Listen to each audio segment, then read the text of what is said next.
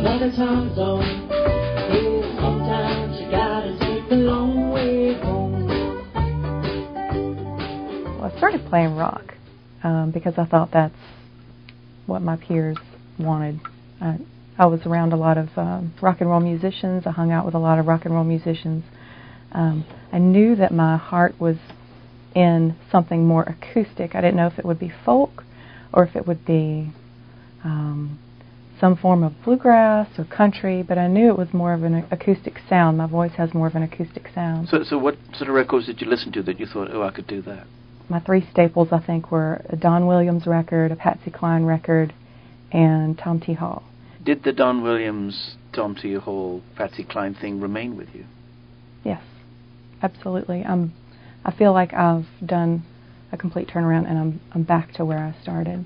Because your relaxed style is very Don Williams, and until you said Don Williams just now, I hadn't thought of that, but it is. He's a very quiet singer who invites the audience to listen to him, rather than going out there and what's the word, declaiming the song. Right. That's what I always liked about him, was the smooth tone of his voice and the relaxing way that he recorded the songs that he recorded. And I actually got the chance to see him play 3 years ago. I think it was his last tour. You're my bread when I'm hungry. You're my shelter from troubled winds. You're my anchor in life's ocean. But most of all, you're my best friend. Can you understand how it is that somebody who is that quiet can have the energy enough to entertain thousands of people in a hall?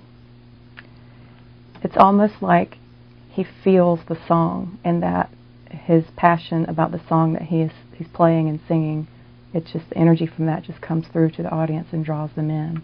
I think it's more like it's like telling a story instead of trying to entertain the audience. If you get the story right, if you get the emotion in your voice just right, and the musicians surrounding you play a huge role in that as well. Get the emotion of the song right, you don't have to worry about actively entertaining the audience. It just happens. They're just drawn in. My darling girl, you're all that matters in this wicked world. You're all that matters, all that matters. My darling boy, all of my sunshine and all of my joy. You're all that matters, all that matters. So when did the change happen that you became Anitra Holley that we know? That we know? Let's see.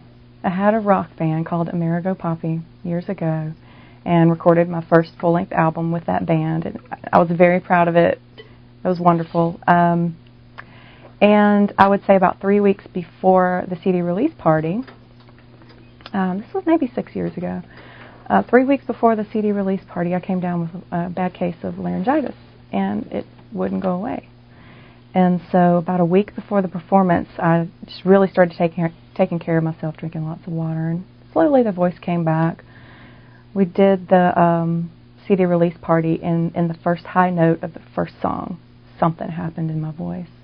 And I looked over at Hank. He was playing guitar with me at the time. And I just mouthed the words right there on stage in front of everybody, "Something's wrong."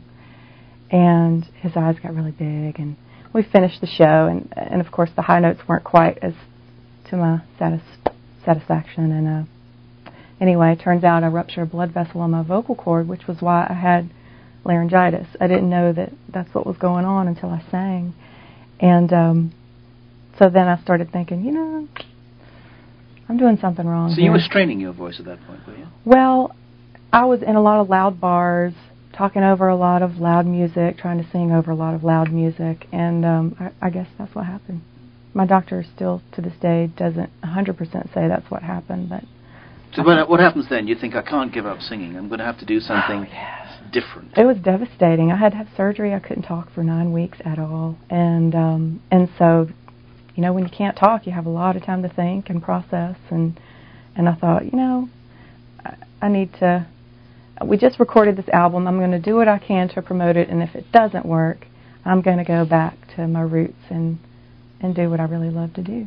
And so eventually over the years, I got the confidence up to start doing what I wanted to do. So over the years, what does that mean? What were you doing in the meantime while you were singing? Oh, well, I gave up singing for a living for a while because of the problems, and I was bartending and doing part-time jobs, worked in a fitness center, and just whatever I could do to get by. Until so what's the moment that you think, I've got to go and do it? Or is that like most people say, it's like an accident, someone says, you've got to get up and do it, and you do it, and suddenly you think, hey. Oh, one day I guess I was just pacifying myself with these little part-time jobs and just every now and then singing with a group when I could. And had this fabulous group that we finally sort of stumbled upon, and we named ourselves Easy Pickins and